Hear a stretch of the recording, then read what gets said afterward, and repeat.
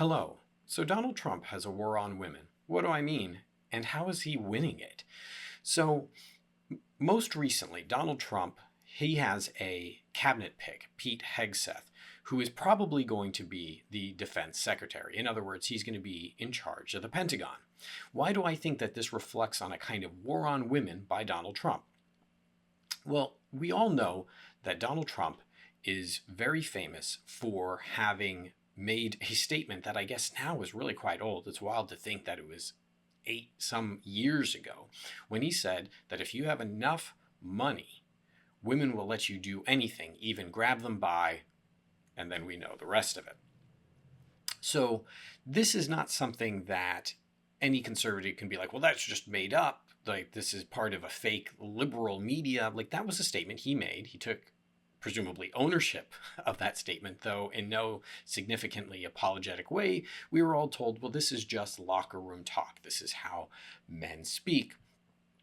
And without kind of litigating that, I just want to use that as a reminder that that's kind of our starting point, that kind of from the beginning, Donald Trump had this statement and these perspectives about women, what you can do with women, and what women's roles are.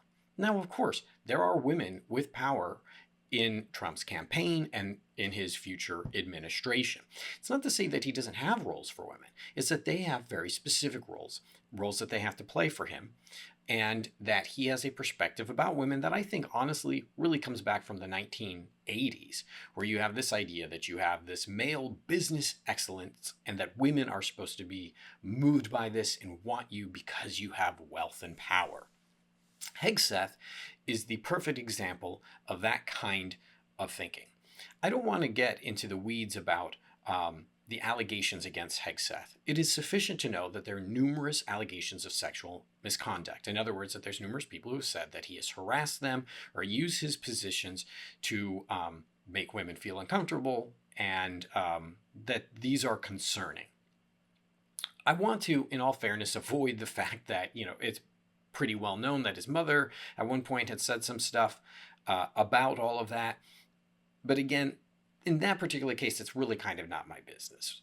These things all speak to someone's character and whether or not they're the kind of person that you want running the Pentagon, right? This person, whether or not Hegseth is going to be in a lot of ways in charge of our military. 100%, the question of character matters. But Republicans have a point. They keep saying, don't you allow people forgiveness? Can't someone be sorry for what they've done? Sure. I think it helps if they apologize. I think it helps if we are truly sorry for what we've done, that we say, yes, I did that. It was an error. And here are the things that I tried to do to improve that.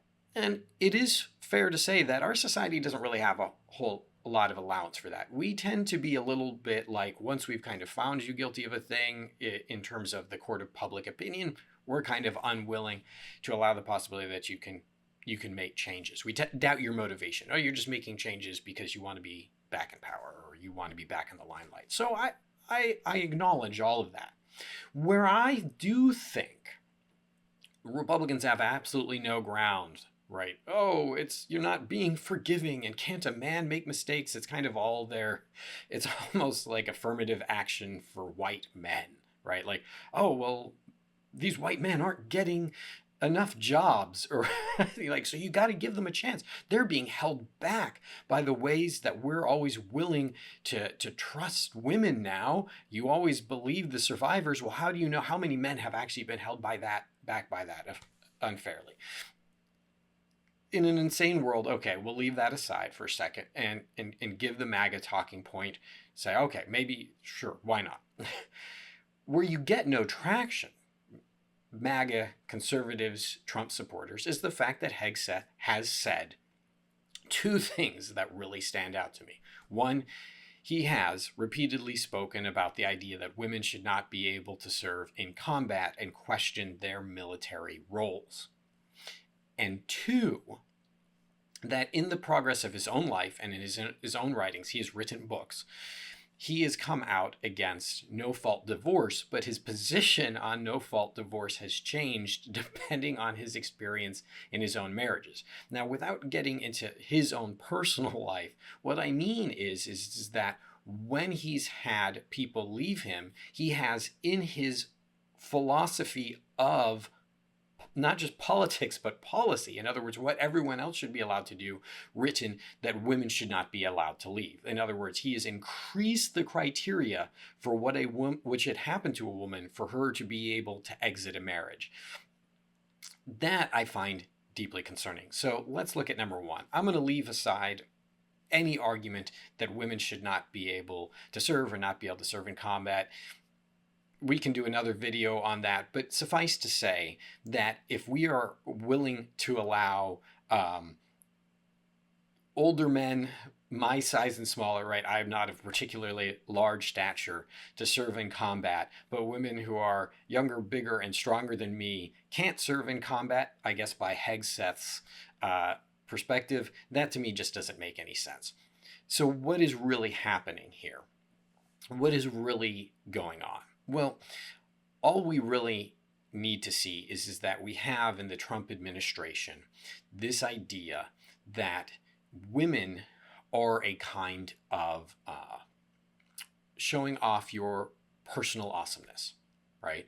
That if you look at like the 1980s, especially commercials, movies, things like that, if you were a man with wealth and power, there was this idea that you would be able to have women kind of fawning over you, right? You look at the beer commercials, those were a promise that you could have what these wealthy men have, right? Like you drink this beer, you will have what these wealthy men have. It's kind of like that Playboy Mansion mindset. If I have enough money, women will want to be around me, that they are a way of showing off my male awesomeness.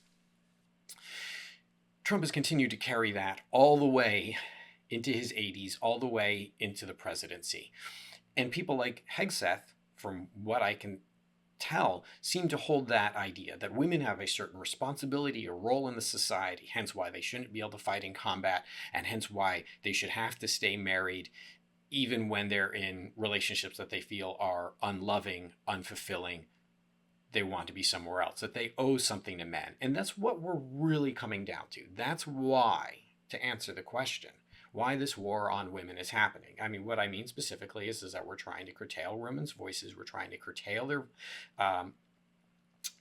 rights, right? That we're trying to kind of undo what has happened, especially through the Me Too movement.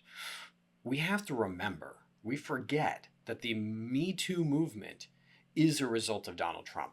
He got the ball rolling on that. When that tape came out, and then women saw that he was becoming president of the United States, they started speaking up about their experiences at work, at their experiences dealing with these powerful men who believe that they have a right to their bodies and to their minds, for crying out loud. So they spoke up. And this idea of like, no, we're going to believe you this time became a strong push. It's not that women were never willing to say anything. It's often that they were unheard, ignored, and threatened, that they were in genuine danger. Still to this day, women who speak up about their experiences of assault and harassment get threats online from people that they don't even know. So there's this idea that women have this role, and they better play that role. And as long as they play that role, okay, well, you're safe. We'll protect you. It is, at the end of the day, pretty pathetic. Let's just be really honest. What we're talking about is a mindset amongst many men that I think really harkens to the idea of, I cannot find women who want to be with me, love me, spend time with me, engage with me, be physical with me, by my own merit. In other words, by being a kind, loving, thoughtful, devoted person. So instead, what I have to do is trap them in marriages, or trap them with my wealth, or trap them by virtue of I'm their boss and they feel like they have no choice. All of this is basically just I don't actually have the ability to engage someone on a human level, so I'm going to use my position of power to manipulate them and place them in such a position that they think that this is their only way to themselves have voice and power.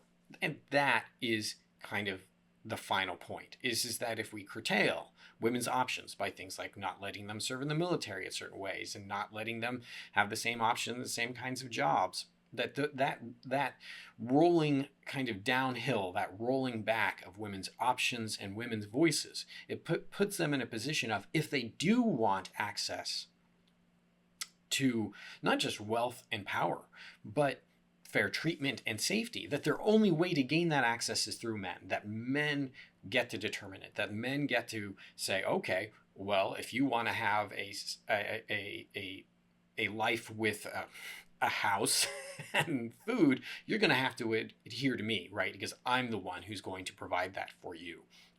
And if you want a position of power, you're going to have to be comfortable with these things that you are uncomfortable with. So that leads to one final question. Why would MAGA be okay with this? Why would so many women and men in MAGA be comfortable with someone like Pete Hegseth? Many of these women are service members, right? Many of these men are loving and devoted husbands. So why are they comfortable with Donald Trump talking about grabbing women and then actioning it out? Like, showing that he means what he says by nominating people like Matt Gaetz and Pete Hegseth, who clearly believe that women have certain roles and that they're going to do everything they can to maintain those roles. Well, in regards to men, my only best guess can be that many, many men, particularly in the MAGA movement, feel like they've been told by society at large that they're bad for being men, that there's something about liberals that just hates men and wants to hold men back, ignoring the fact that that construction of men is not who men fundamentally are, that construction of men as being more aggressive and smelly and they can't hold back their urges or whatever, that stuff isn't. We don't see that through the history and biology of men, right? All you have to do is go back to the Middle Ages, where their sexism in regards to men wasn't that men were more animalistic and urgy and just couldn't help the locker room talk. You go back to the Middle Ages, and the sexism about men was that men were just actually the more controlled and the more intelligent, and that women were these sexual forces of nature that couldn't hold themselves back, right? These ideas have changed over time. They're not biological facts about who men are. And I do think a lot of men are raised, by our society and by our media to believe that that's what men really are like. And then they feel like they're under attack. And so Trump's telling them, no, it's okay to be you. And here's a promise, right? The promise of the beer commercial that, yeah, these women, they're not going to want you for being a kind, sensitive, thoughtful, and loving person. They're going to want you for your wealth. And when you have that wealth, you'll be able to grab them however you want. That's the 1980s, baby. That's the thing. And you're going to have respect.